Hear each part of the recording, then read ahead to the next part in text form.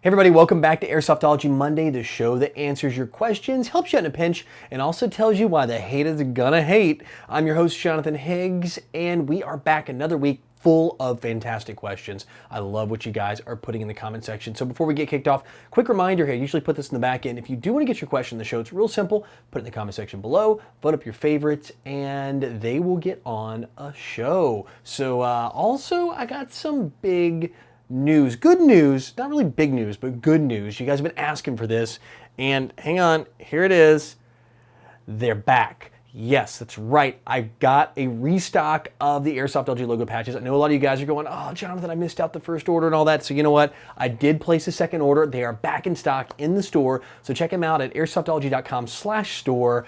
Links down in the description below as well. And you guys can pick one up. I do ship international. It's free shipping, whether you're domestic or international, no change in price. So if you guys want it, just kind of fill up your cart and I'll send them anywhere in the world we're allowed to ship to. I think there's a couple countries that you can't mail anything from the US to, but short of those, you are good to go. All right, so enough of my shameless plugging out of the way. It's been a really calm week when it comes to events, so nothing to talk about on that front, so let's just dive on in to your questions. The Big Gamer writes, I have a question. How do you stay satisfied with just one gun? Is there truly a purpose for the appearance of any certain gun? Don't they all serve the same purpose? You know, 99% absolutely. They all do the same thing. You put BBs in them, you pull the trigger, and the BBs come out the barrel and shoot the opponents. That really is the essential thing. So I get a lot of questions, and a lot of you guys ask, hey Jonathan, what's the best gun? I have $300 budget or this or that. So this is a really good one to talk about there as well. At the end of the day, it's quality of gun, and obviously you guys have watched my reviews, so I kind of talk about different guns and different features and different benefits and things you may want to dodge on certain ones.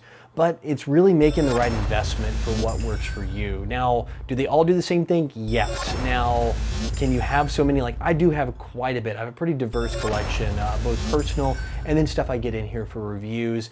But what I usually find myself using are my go-tos, just because I'm used to them. I'm practice with them, if you want to call it training, whatever, it's practice. And I'm used to doing mag changes. M4 for me, I know a lot of you guys out there, AK guys are going, ooh, Jonathan, AK, you know, M4s, AKs are better. That's cool. I mean, everybody has their favorite. I have a lot of really great guns, and I really wish I could play with more of them more often. But what it comes down to is performance. And are they all the same? Absolutely not when it comes to that point. I mean, you do get what you pay for. I mean, for example, let's just take the Evo 3A1. The thing is an amazing gun. Yeah, it's a little bit on the pricey side. It's up like $450, I think, US. But it is such a great gun. It shoots so well for such a small barreled little submachine gun, and you really can use it as a primary. So I think that's a really good case in point of there is a difference. The trade-off, obviously, with any gun is, you know, it's mag size, it's the gear that supports it. So there's a lot of things going on there. But at the end of the day, can you be happy with one gun? If I had said, hey, you know, Jonathan, you have to use one gun the rest of your airsoft career, would I be able to do it? Yeah, I think so. Southern Connecticut Airsoft writes, hey Jonathan, through my 6 years of playing Airsoft, I've always heard people bashing on companies. I feel like they don't give companies or products a fair chance. For example, saying that KWA, or really any brand, really sucks. Some of these people don't have... Some of these people haven't even owned a KWA and still bash them. What's your take on this? You know, I think it really comes down to kind of moving over to the car world. You look at like Ford, Chevy, and Dodge, especially Ford and Chevy. It seems to be a big rivalry there. And the guys who are diehard Ford, you know, are like, you get the little Calvin and Hobbes, you know, kind of peeing on the other logo to kind of go with for a little baseless analogy here. You know, there's always those stickers on cars like, oh, Ford sucks, oh, Chevy sucks, oh, Dodge is, you know, sucks too. So it really comes down to, I think, you know, rallying around a brand. To be honest, it's really good marketing is what it comes down to. It's, you know, being able to rally the troops behind an image or a product or something. And why people say things if they've never owned one. Let's face it, and I'm sure you guys have all run into this in your personal lives, whether you're in the business world, going to school, in high school, college, middle school, whatever. you're going to find that people make opinions, for example, about a movie, let's say, they maybe have never seen just through a trailer or just through because their friends saw it and said, oh, that movie sucks. That movie's terrible. So they're going to go, you know what? That movie was really bad. And they never watched it. So I think it comes down to that. It's a lot of just opinion and then absorbing that opinion and reflecting that opinion back out as your own. And then some of it, is warranted. Don't get me wrong. I mean, there are people that have had a bad experience in every company. I don't care who it is, how great, whether it's KWA, Elite Force, G&G, Crytek, you name it, it's going to have a limit or two. I mean, that's going to be the case. There is actually a failure rate they have on this. So understand that you're going to have a small failure rate, and those could lead to bad experiences. And it may not even be the manufacturer's fault. It could be a bad experience with a retailer. They bought this gun from XYZ.com, let's say, and ended up with a bad experience, which left them a bad taste in their mouth about that product. So yeah, I think that's what it comes down to. It's a lot of opinions, very little fact, and it's all kind of mixed together, and that's where you end up with the haters. How many noobs would an operator operate if an operator could operate noobs? An operator would operate as many noobs as he could if an operator could operate noobs. Orange Tip Addiction Airsoft writes, John Arg, hi, question. Why are cheap Tamiya connectors still being used? They're the cheapest part of my gun, specifically these lipo-ready, lipo-resistant AEGs that cost us over $300. Why do you think they should come stock in most or all AEGs that would be considered high quality or costly? Thank you kindly, brother.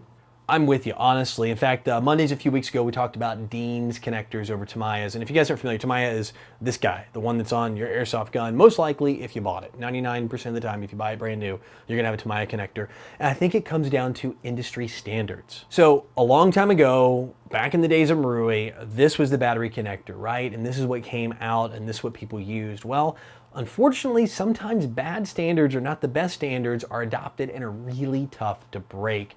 You see that in the internet. You see that with things like, I'm a computer geek, computer guy by trade historically, and you look at things like, let's say Flash. You guys have Flash on your computer, you always know it's updating every freaking day. It's terrible, it's a hog, it crashes your computer most of the time, and it's antiquated, but we can't get rid of it because it's just so ingrained in computing and the internet. It's really hard to ditch it for newer standards, and you're looking at the same problem here with Tamiya.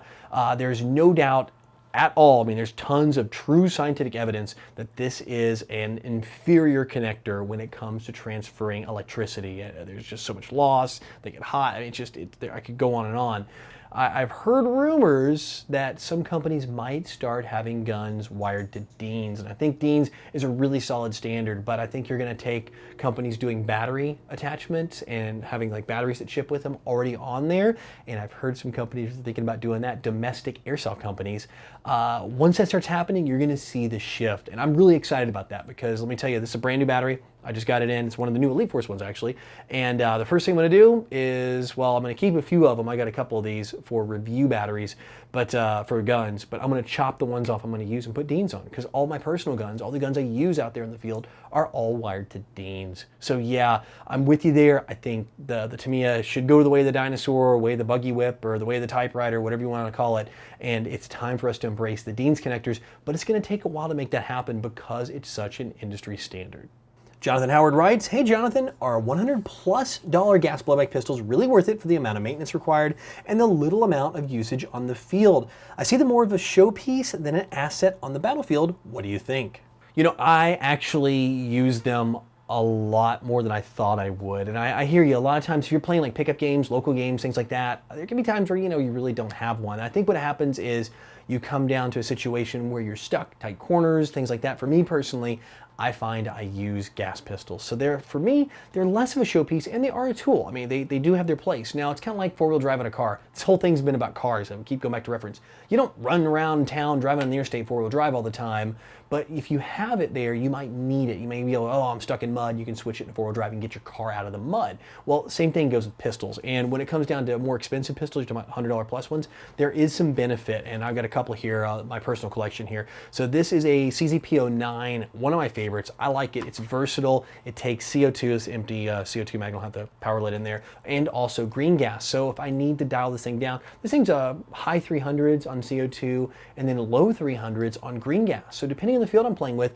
it's versatile, and that's what you get out of guns like this that are a little more versatility and more durability. For the most part, you end up with a better gun. Another great gun that I have in my personal collection is this guy, and I've had him forever. I mean, this is 2.5, 3 years now, I think. I've had this one, just added a couple things like a threaded barrel cover, extended mags. This is my 1911 A1 TAC by Elite Force. Love it too. I love the P09. I love this pistol. The reason, again, you get what you pay for. Now, some of you guys are like, oh, you know, I had a pistol break. You know, it's maintenance too. That really is. And I think you bring up that point.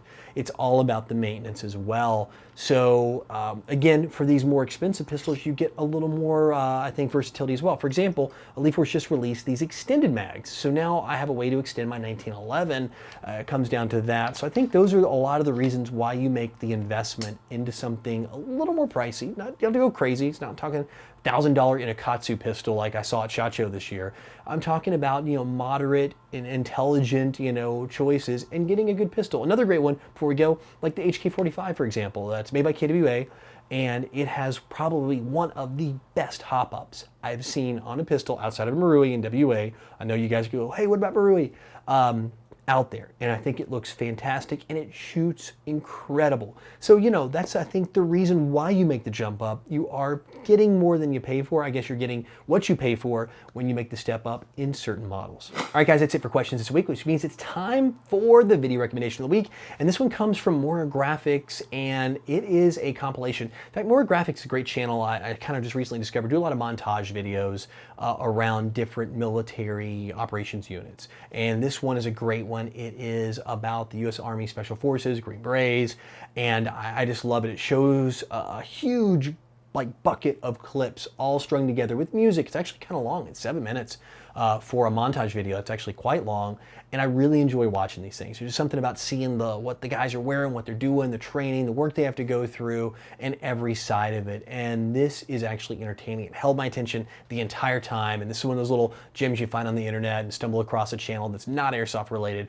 but still related to what we do, you know, because it's airsoft and milsim, and, you know, obviously we're all trying to emulate this in some way. So yeah, check it out. Great video. Check out the other ones. There's like Navy SEAL one, a bunch of other ones. Definitely all worth a watch, and I'll have a link down in the description below if you guys are interested.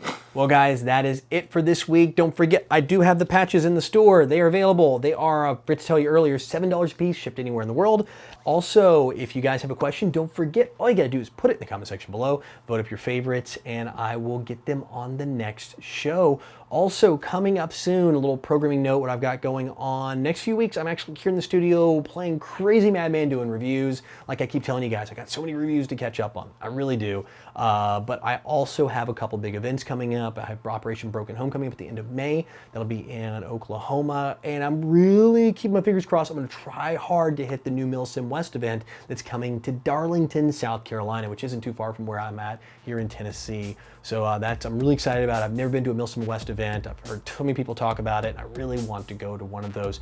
But before all of that, you know, I went to Copperhead, and the loadout video is coming. Yes, finally, you guys could stop asking about the loadout video. Actually, I'm gonna do a loadout video in front of all my ops, so you guys can see what I'm running for that specific op, and the guns and the gear and everything, because depending on where we're playing, it does change. So I'll have that up, I'm hoping this week.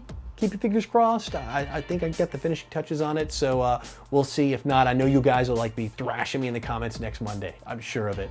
So stay tuned on that one, and then after that is all the Copperhead gameplay footage, which I've already kind of started editing on that. I've got about 4 to 5 good videos. It's gonna be a lot of fun. I'm excited about kicking off that, and those are gonna be on Fridays. We're gonna be throwing those out on Friday for you guys. So yeah, again, as always, thank you for coming here. Thank you for watching the show, and thank you for building that community down in the comment section. I love that. It is so much fun. I love how you guys answer your questions, each other's questions, and help each other out. It's kind of a rarity on the internet to find that level of community anywhere. But again, keep up the questions, keep helping each other. Go out, play some airsoft, but no matter what you do, call your freaking hits.